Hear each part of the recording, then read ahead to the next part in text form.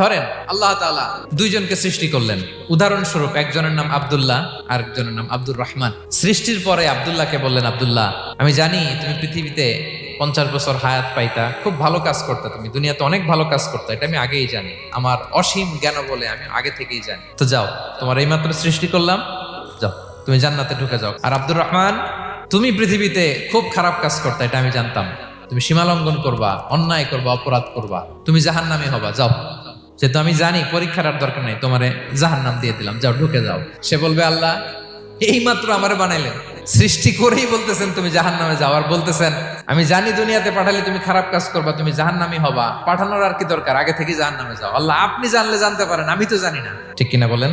সে বলবে, না আল্লাহ আপনি ভুল বলতেছেন, এই দুনিয়াতে পাঠাইলে আমি খুব ভালো কাজ করতাম, এজন্য আল্লাহ তাআলা পরীক্ষার আয়োজন করেছেন, যাতে করে তুমি জেনে যাও যে পৃথিবীতে তুমি কি করেছো।